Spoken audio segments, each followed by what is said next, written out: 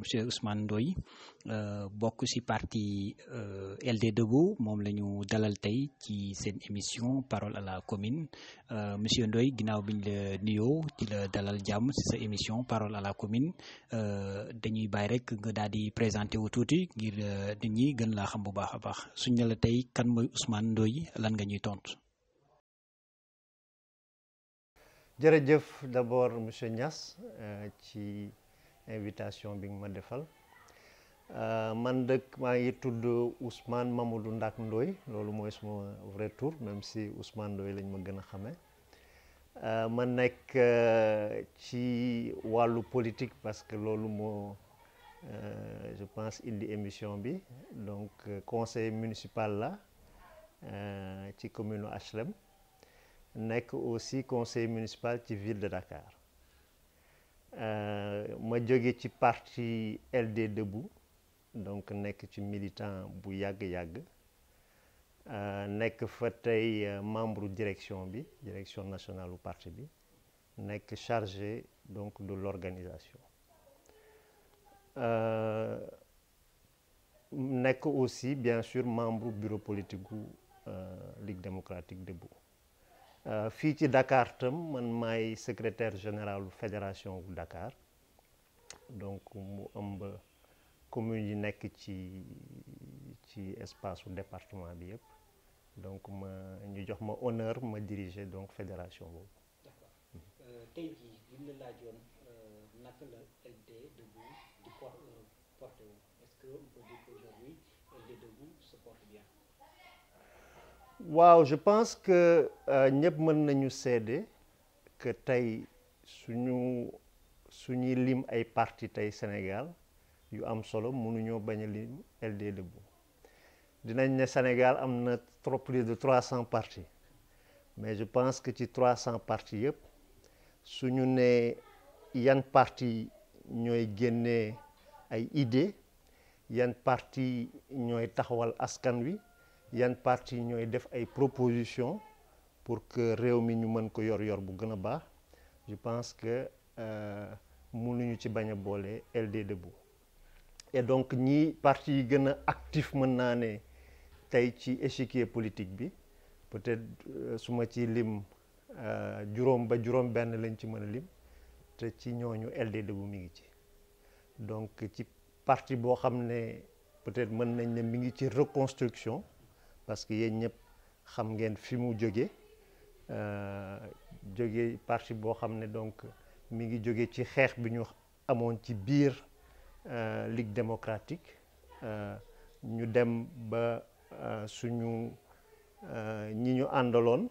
jël yoon boo xam ne nekkatul yoonu Ligue démocratique bu historique ñoom ñu continuer seen yoon ñun ñu jël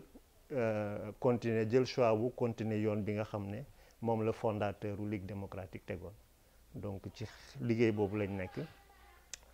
du liggéey bu yomb nag parce que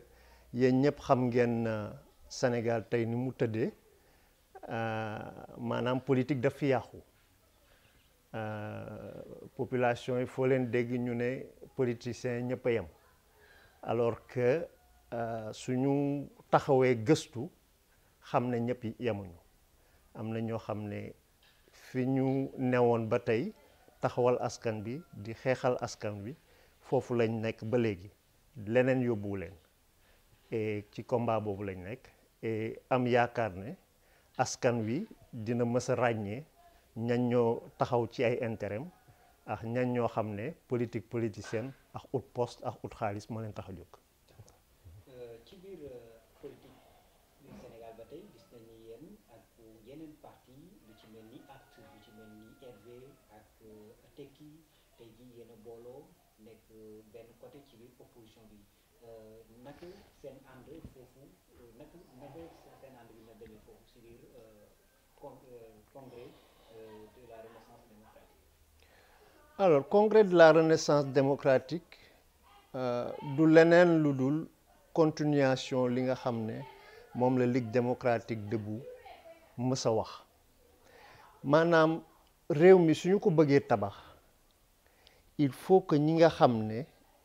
dañu teg intérêt général ak intérêt réew mi nga xam ne moom moo looloo nekk seen xol looloo nekk seen xel nit ñooñu foog ñu daje te ñooñu mën nañ leen tuddee lu nekk am na ñu naan progressiste am na ñu naan force vive de la nation et cetera ñi ngi fem nag ñi ngi ci ay parti politique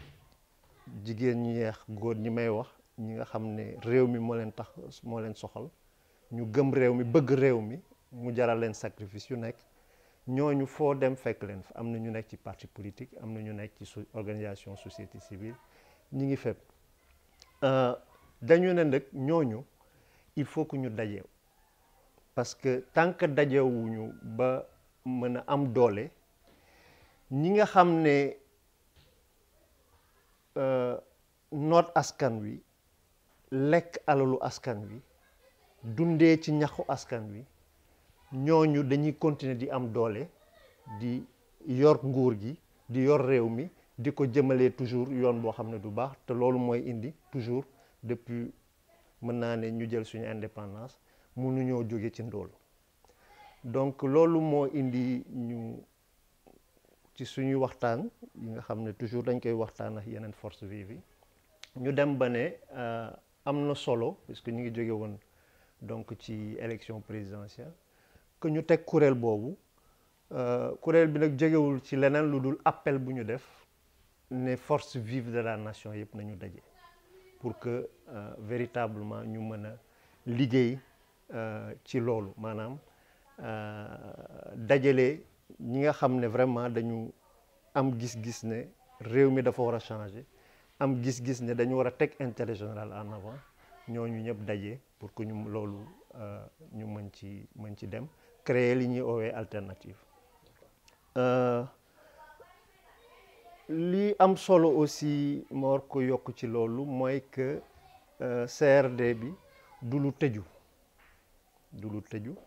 am nga organisation yi nga cité nga xam ne ñoom ñoo ko sanc mais tey ubbeeku na am na ñu ñëw yeneen organisation yu bees yoo xam ne ñëw nañ ci dolleeku et bunt bi tëjuwul fenêtre yi tëjuwul donc ñi ngi ñaan que organisation ak personnalité yi nekk ci réew mi nga xam ne gis nañ ne lii nii mënul a dox te du mës a dox et lii nii du leneen lu dul am groupe groupuscule boo xam ne ñi comme ni ma ko waxee sànq di dund ci askan wi mais aussi ñi nga xam ne dañoo war a jóguñu boolewuñu seen doole ku nekk yaa ngi peut-être sa côté di yëngatu wala am na ñoo xam ne sax découragé nañ toog il faut que mu am un sursaut pour que organisation yooyu personnalité yi ñu mën a daje pour que ñu mën a am force pour mën a changer li ñu bëgg a changer ci réew mi. D'accord ba tey si biir sa wax ñu nga am ñu fi nekk daanaka dañuy dundee mën nañu wax ni entre guillemets alalu askan wi ak di tere réew mi développé ñu war a wax waxuñu loolu lan nga ko bëgg wax ndax da nga bëgg wax ni ñi toog fii tey si nguur gi ñoo nekk di profité ci biir askan wi ak ñeneen ñi nga xamante ni une frange de l'opposition ñu waral wax waxuñu. Oui, je pense que am na loo xam ne je pense que jaratul wax parce que mal gouvernance bi am ci réew mi ce n'est même plus l'opposition moo koy génne aujourd'hui yaa ngi génn dégg ñuy wax rapport IGE donc ce sont les institutions yi ñu am nga xam ne dañu war a contrôler tey ñoo ñu wax que réew mi c'est mal géré ñoo ñu wax que en vérité depuis mën naa ne libéraux yi jël pouvoir parce que libéraux yi dañ naan waa PDS rek mais waa APR aussi ay libéraux lañ donc depuis 2000 depuis Wade après Wade dem Macky ñëw c'est le même système et c'est la malgouvernance c'est le système de la malgouvernance donc soxlatul sax je pense opposition bi di ci coow parce que mbiri mi ngi ne fàng ce n'est même plus la peine que ñuy dem ne dañuy rechercher malgouvernance avec ça parce que malgouvernance bi mi ngi feeñal na mi ngi feeñ rapport IGE 2012 génne na le plus grand scandale de l'histoire du Sénégal avec l'affaire Petro-Tim. Et IGE rapport yu mujjee génne 2015 2016 2018 2019 génne na d'autres scandales. Ça veut dire que soxlatul ñooñu ñu leen di définir, c'est-à-dire ñi yor réew mi soxlatul ñu leen di wax ne nii la ñu mel, parce que loolu leer na ba pare ni ñu mel déjà leer na ba pare. Donc léegi leneen la ñu mooy ni ñuy def ba am ay nit yu mën a yor réew. loolu la ñuy li ñu teg leen ñu yor réew mi loolu la ñuy wax léegi, mais ñoom waxatuñu seen i mbir. D'accord. Ba tey ci biir question yi gis nañ ni yéen waa CRD comme que yéen fi nekk di à chaque fois bu leen gisee li nga xamante ni lu jar a wax la da ngeen di jóg naan da ngeen di wax bi ci mujj rek mooy côté décret bi nga xamante ni jiitu réew bi signé na ko di décret honoraria bi mu jégleel waa présidente conseil économique social. dem ngeen porter plainte au niveau du Cour suprême mais dafa mel ni gars yi dañ leen a weddi naka ngeen ko dundee tamit. Je pense que CRD li koy tax a jóg mooy mën naa ne li ñuy ooy une démarche pédagogique, parce que ñëpp xam nañ suñu justice bi ñu mu organiser loolu itam je pense que soxlatul ñu koy wax, parce que scandale yi ñuy wax ni yëpp tey suñu newoon ci réew bu normal je pense que même le président de la République tey fu mu ne nii il serait devant les cours et tribunaux. Donc je pense que suñu justice bi moom waxatuñu ay affaire am. Donc CRD, comme je disais, vraiment c'est une approche pédagogique pour surtout, et puis de principe, parce que aussi même si ñëpp mën nañ constater que justice bi façon soo fa yóbboo aussi ay plainte ay kii en rapport avec la gouvernance du président de la République et de son camp, façon du mujjee fen. Mais c'est important que peuple bi xam ne am na ñu ko fi taxawal, peuple bi di gis ñu koy wan mu leer aussi ci yenn mbir yoo xam ne peut-être leerul bu baax ci boppam, ñu wan ko violation wu loi bi yi nga xam ne mi ngi am. Et puis après ce sera toujours au peuple aussi de décider, parce que ñi fi nekk aussi ils prétendent être là pour travailler pour le peuple. Donc c'est aussi au peuple de prendre ses responsabilités pour que li fi am mën a dañ. D'accord. ñu ñëw ci ba tey wàllu yoon, donc dem ngeen fële ca cour bu suprême mais amoo leen fa ndam, ndax tey jii mën nañ jàpp ni di ngeen dem si yeneen juridiction internationale yi ngir kalaame ji foofu nguuru Sénégal. En ce qui me concerne, c'est vrai que peut-être lu ñu waxtaanagum ci suite plainte bi, mais man ci sama xalaat je pense que li ñu waroon def nañ ko. Et nañu waxante dëgg, je pense que il faudra que ñu choisir suñuy combat, parce que peut-être comme tu dis mën nañu jël mbir yi def ay recours def et cetera, bon même si peut-être Cour suprême même mënatoo def recours parce que mooy juridiction bi gën a mag. Mais il faudra que ñu choisir suñu combat, et en se disant aussi que njombe yu bëri yi fi am, eh ben demain dañ koy rectifier, et demain il y aura des sanctions. Donc c'est bon de ñu marquer ko comme ay njombe, comme ay faute de gestion du président de la République ak ñu mu àndal, et que demain quand le peuple su peuple bi jëlee ay responsabilités ba teg fi ñu mu fi war a teg, ñooñu dinañ ko redresser parce que bien sûr on ne va pas continuer à laisser ay nit ñoo xam ne tekkuñu dara di jël suñu millions di ko lekk alors que liggéeyuñu dara pour askan wi. Loolu bien sûr duñ ko kon ne nangu, des gens yu détourné ay milliards muy dem, bien sûr loolu tôt ou tard il faudra bien sûr que ñu leeral ko, que ñu régler problème yooyu yëpp. Et bien sûr tant que ce régime bi ak système bi mi ngi fi du mën a nekk, mais le jour où le peuple sénégalais prendra ses responsabilités xaalis boobu yëpp dinañ ko lijjanti et dugalaat ko ci poosu askan bi. ñu ñëw ba tey ci li nga xamante ni soxal na tamit waa Sénégal rawatina ñi dëkk fii ci Dakar ak li ko wër wàllum suuf rawatina corniche bi nii gis nañ ni temps yëpp nit ñi ñu ngi jóg di coow naan suuf yi ñu koy caxat-caxate loolu naka nga ko dundee. waaw en fait loolu da nga koy yokkaat rek ci seen bilan parce que loolu mooy seen bilan seen bilan mooy bilan liggéeyu njuuj njaaj la donc c'est leur modèle li ñuy oowe modèle xam nga donc ci loon nekk que nga nekk ci entreprise wala ñu jox la réew nga yor réew wala kii toujours day am modèle Sénégal nag modèle bi mooy mal gouvernance mooy njuuj njaaj loolu mooy modèle u régime bi et donc modèle boobu bien sûr ci fànn yëpp lay appliqué wu c'est pas que damay détourner de l'argent public et après ma bàyyi li ci des pour askan non modèle bi lépp lay jël donc dinañ détourner ci terre bi fi ci sol bi comme ni wax dinañ détourner ci géej gi parce que même géej gi dañuy jaay licence yi ci air bi tam dañuy détourner donc du ñu bàyyi dara et donc bien sûr dañuy jël ci foncier bi du ñu bàyyi dara donc loolu mooy seen modèle et c'est pourquoi bien sûr fu ne mu am des problèmes parce que fu nekk du ñu bàyyi dara fu mu ne nii soo yoroon suñu mënoon tey yow même sa kër mën nañ ñëw ne la moomatoo fi génnal c'est parce que y a encore des gens qui se battent mais sinon il y a des zones yoo xam ne ni mu leen intéressé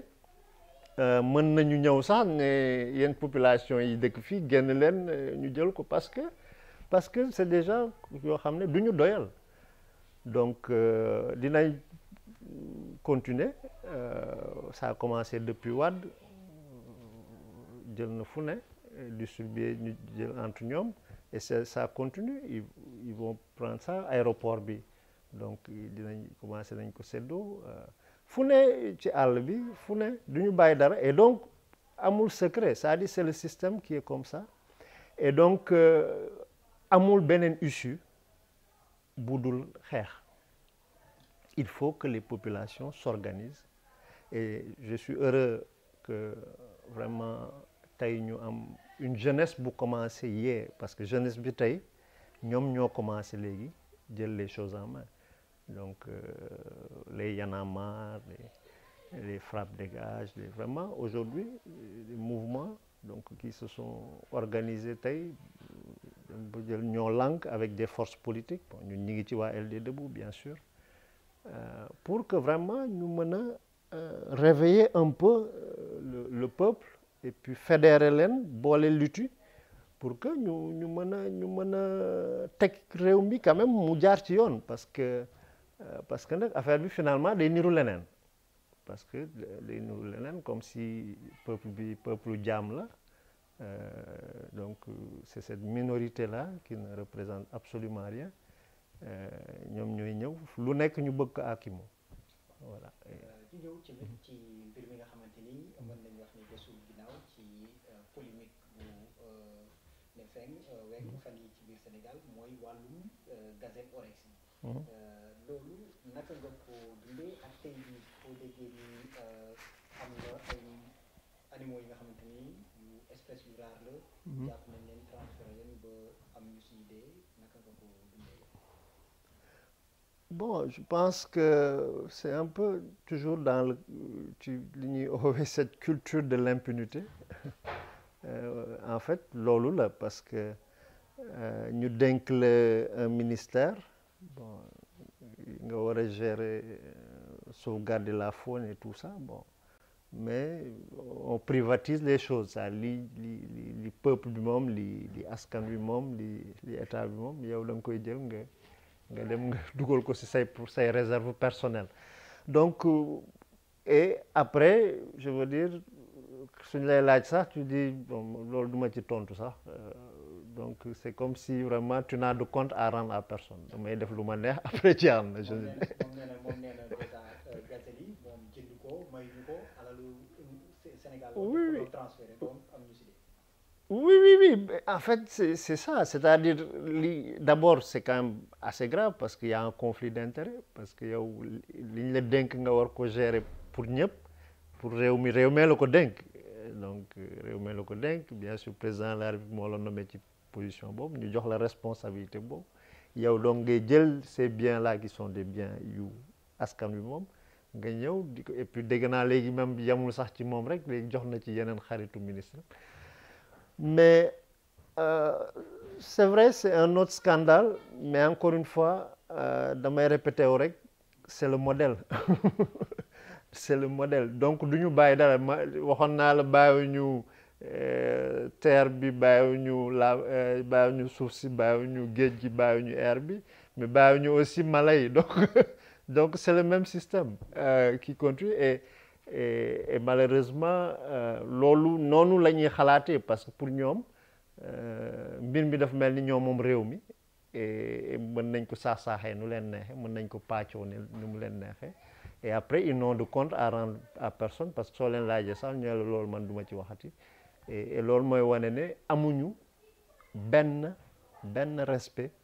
ci Sénégalais yi. mais bu fekkee ni ñoom amuñu benn respect ci Sénégalais yi yéen ñi nga xamante ni yéen a fi wuyoo naan ñoo fi toogal askan wi est-ce que jotul peut-être ngeen dem wala ni kat yéen ñi ngeen def fii waroo leen ko def. Je pense que ñun en tant que force politique parce que je pense soo ne yéen peut-être yaa ngi wax opposition bi en ce qui nous concerne muy LD Debout ñi ngi taxaw ci xeex bi comme ni ma la wax 2018 mën nañ ne parce que nous sommes une force quand même relativement jeune en tout cas notre renaissance c'était en début 2018 et depuis ñi ngi ci xeex yëpp tey soo demee àll ñu bokk fekk ñu fa ñoo lànk vraiment ñi ngi ci xeex yëpp et yamuñu ci xeex yooyu ñi ngi aussi dem di seeti population yi nga xam ne ñi ngi xeex pour leur apporter notre soutien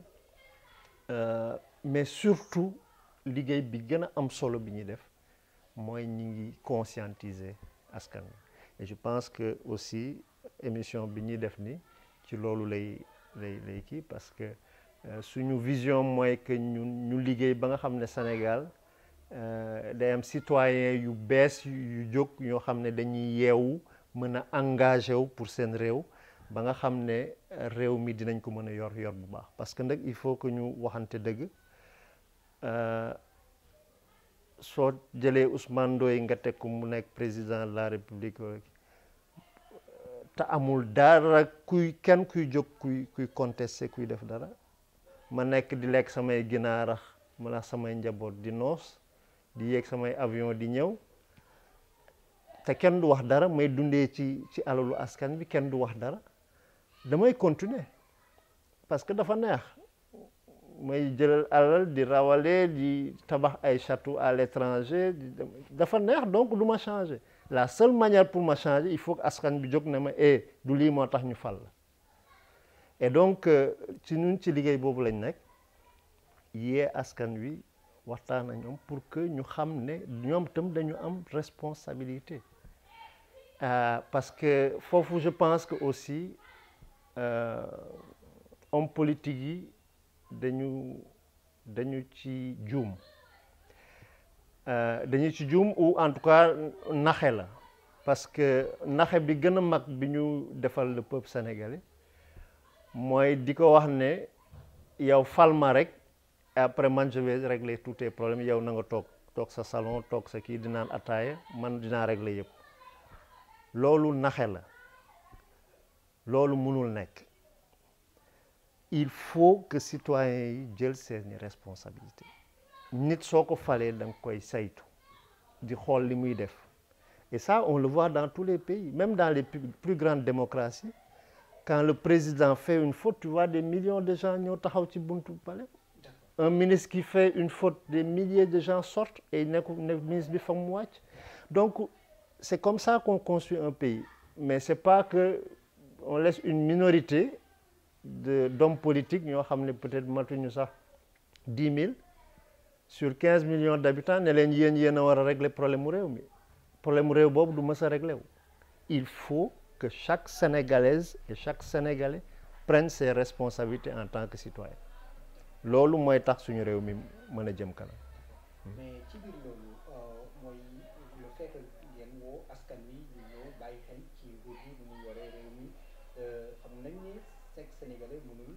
jot njiitu réew mi ba expliquer ko lu ñu bëgg mais fal nañu benn assemblée bi nga xamante ni moo fi nekkal peuple bi kon da nga bëgg wax ni assemblée nationale bi moom moo deful liggéeyam.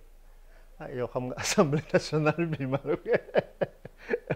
xam nga assemblée nationale bi je pense assemblée nationale bi c'est pas une assemblée nationale soyons sérieux assemblée nationale bi chambre d'enregistrement la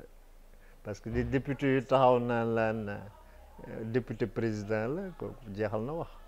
donc c'est pas assemblée bi moom mooy contrôler exécutif bi ça loolu kenn waxatu ko et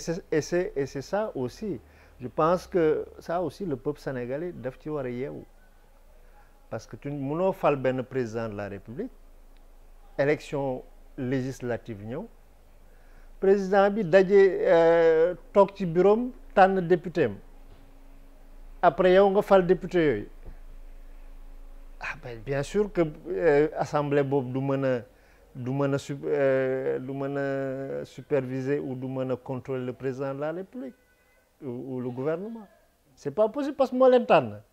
et su leen di tànn bien sûr day tànn ay nit ñoo xam ne mënuñu ko suba kii et qui vont être à sa botte et loolu mooy suñu situation on n'a pas d'assemblée nationale je suis désolé. voilà tamit ñëw ci beneen question mooy sànq junjoon na ko mooy rapport du inspection générale d'État IGE rapport am bu 2016 17 18 ba 19 gis nañ ni daal dinañu ŋàññ yenn këru liggéeykaay yi seen doxalin loolu lan jàngat la si def encore ban jàngat la si def ci rapport IGE bi alors rapport IGE bi d'abord comme ni ma suñu camarade Thierno Alassane Sall doon wax je pense dañ ci war a taxaw tuuti pour laaj benn première question mooy ana rapport 2012 bi ci Petro-Tim bi bu Franck Timis bi ana rapport boobu parce que rapport boobu waa présidence dañu ne jotuñu rapport bi alors ce rapport là bu 2012 bu IGE def li ñu wax mooy que Franck Timis warula nekk attributeur u bloc pétrolier parce que amul lu tax mu mën ko nekk et malgré donc rapport boobu président de la République jox na suñu pétrole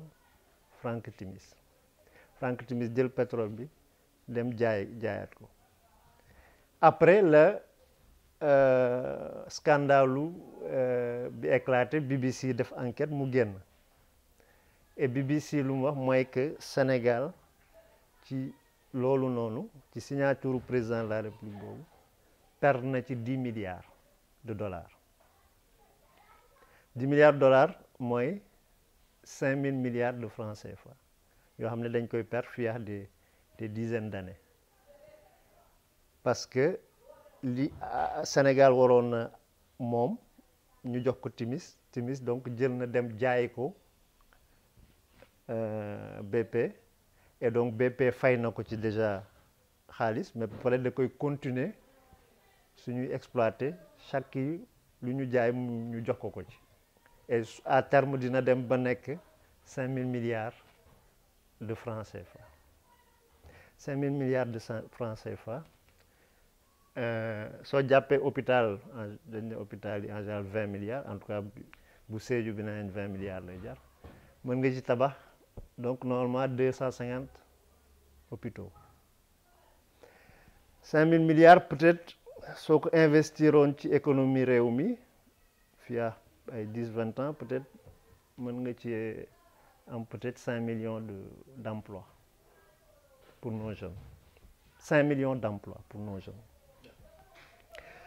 donc moo tax suñuy wax c'est-à-dire suñu waxati scandale sax Sénégal pratiquement même pour nga choquer dafay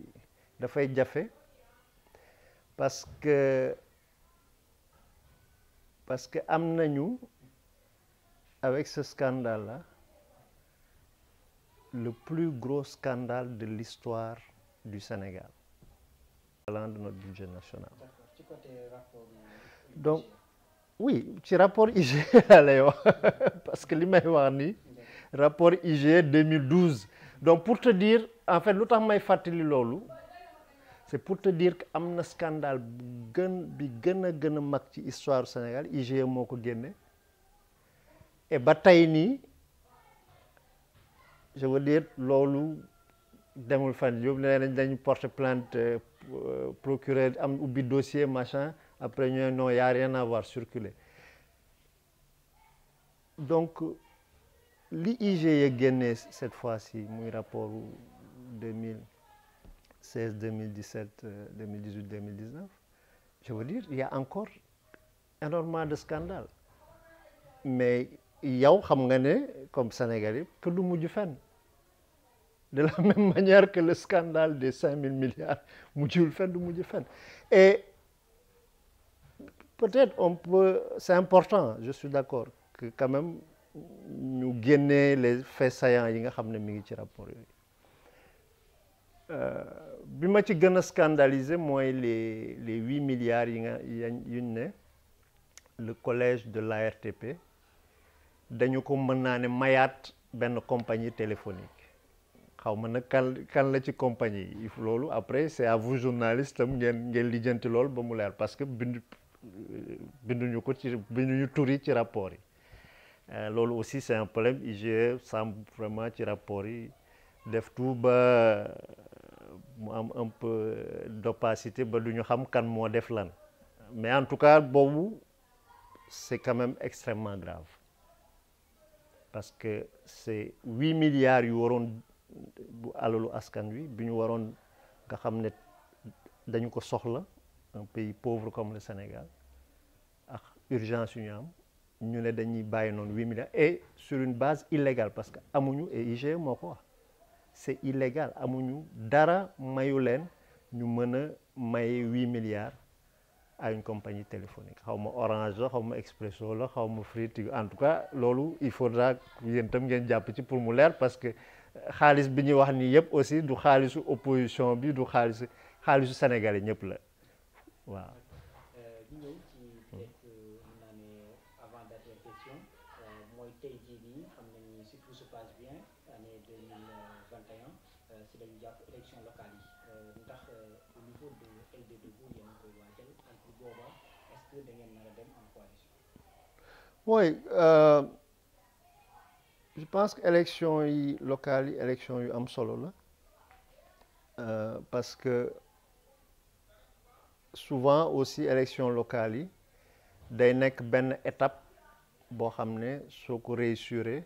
mën nga réussir changement ci présidentiel donc loolu soo jàppee benn importance rek benn fànn ci importance am na importance ci loolu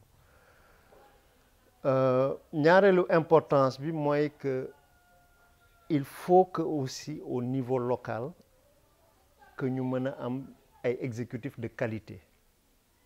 maanaam njiit yoo xam ne dañuy nekk ay njiit yoo xam ne am nañ mën nañu am nañu intégrité am nañu pas-pas pour liggéeyal askan bi et loolu aussi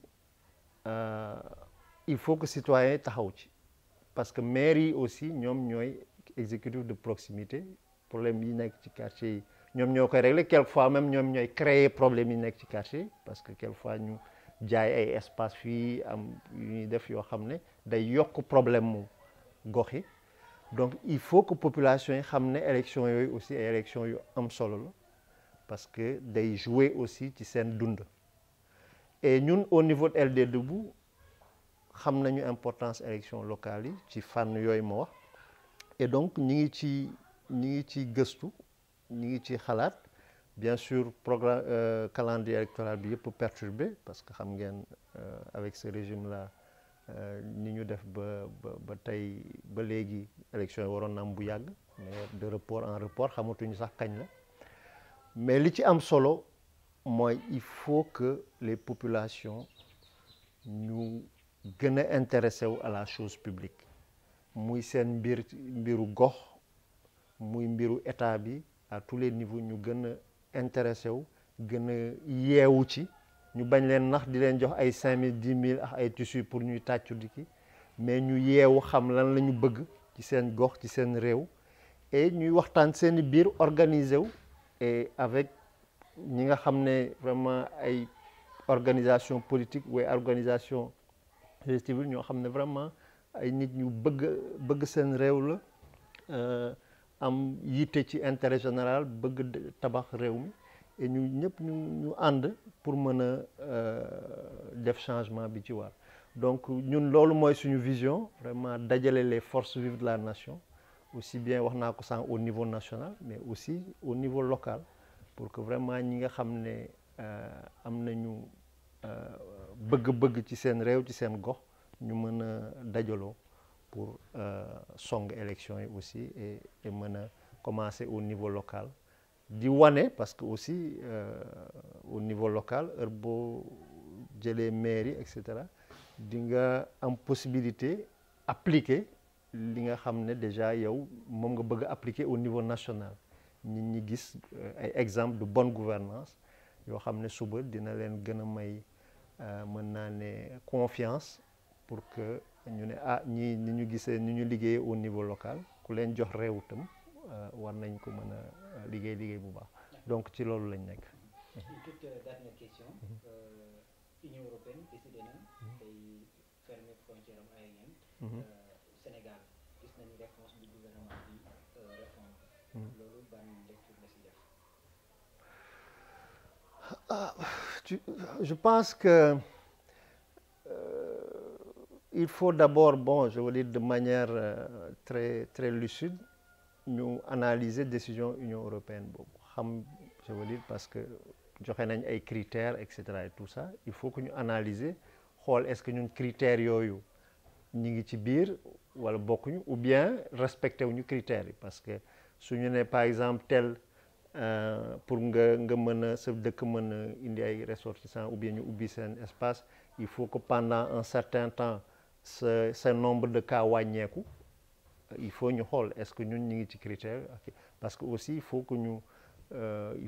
on soit objectif parce que su dee aussi parce que Sénégal ni ñu amee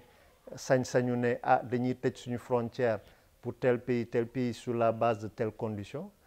yeneen dëkk yi aussi suñu fixer seeni conditions il faut que ñu xool est-ce que ñun maintenant je pense que su dee ñoom dañu fixer ay critères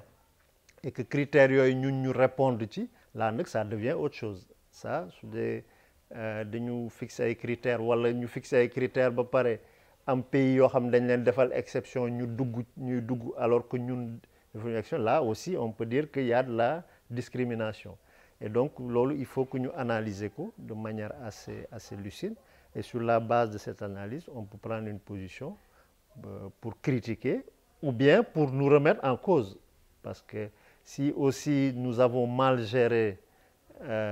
crise Covid bi ba nga xam ne fu mu ne nii mën naa ne on a perdu la situation en tout cas on a plus de maîtrise sur la situation mënuñu aussi teg faute bi ci ñeneen parce que am na réew yoo xam ne tey seeni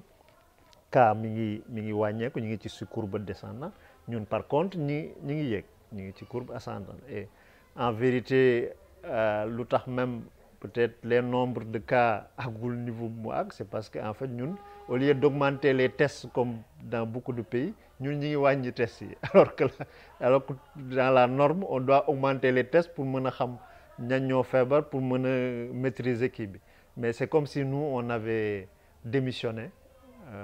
et donc ça aussi ça ne favorise pas la confiance d'autres pays pour bàyyi ñu dem parce que su dee yow gérer ton mbir mi da nga démissionné ñeneen ñiy jéem a gérer aussi ils vont faire attention pour nga ñëw bañ a yokk seeni problème voilà. Merci beaucoup. Son mot de la fin toujours comme toujours dama koy jagleel citoyennes et citoyens wu Sénégal pour que ensemble c'est vrai du lu yomb pour ràññee njiit yu baax du lu yomb parce que même ñun en tant que politique dañ ñuy nax parce que man en 2012 j'ai fait campagne pour Macky Sall. En 2012 j'ai mis mon temps, j'ai mis mon argent, j'ai mis mon énergie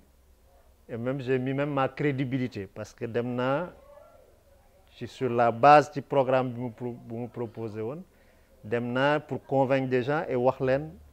donc vision bi ñu am pour ci mandat boobu li mu ci waroon def. Et donc pour dire que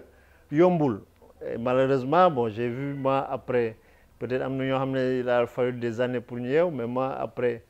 peut-être un an je savais que juum naa que dañ ma nax que vraiment c'était pas peut-être le bon choix ou en tout cas tegu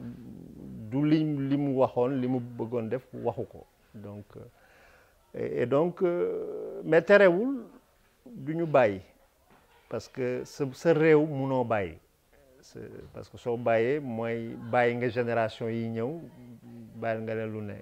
yàqu-yàqu bu nekk donc on s'est relevé et ñu duggaat ci xeex bi pour changer les choses parce que li ñu war a defar ci réew mi je pense que leer na mooy il faut que réew mi ñu teg ko ci ay banqaas yu wóor ñu am une séparation des pouvoirs bu leer entre l'exécutif am assemblée bu koy contrôler et am justice bu indépendante et il faut ñu am ay citoyens yoo xam ne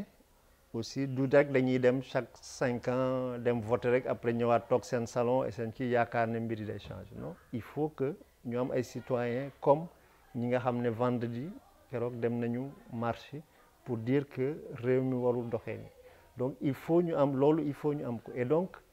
ñun ci appel boobu la ñuy continuer di ñaax donc le peuple sénégalais pour que muy def un peu plus de sacrifice parce que comme ni ma ko waxee mbir mi c'est pas rek dem naa tous les 5 ans voté naa rek je suis un bon citoyen après mën naa toogaat xaaraat 5 ans il faut que ñun ñëpp ku ci nekk nangu de temps en temps nga def sacrifice pour réew mi mu jaral la nga dox 100 mètres mu jaral la nga dem obélisque mu jaral la voilà et je pense que heure bu ñu amee une masse critique de citoyens réew mi kenn du ko mën a ti yoree comme yor bu bon bu nii parce que ku ñu fi mën a teg tam di nga ne ñi ma jiite ay nit ñoo xam ne il faut ma respecter leen parce que su ma leen respecté wul ñu ñëw dal sama kaw voilà donc mbir mi ngi ci loxo askan bi waaw jërëjëf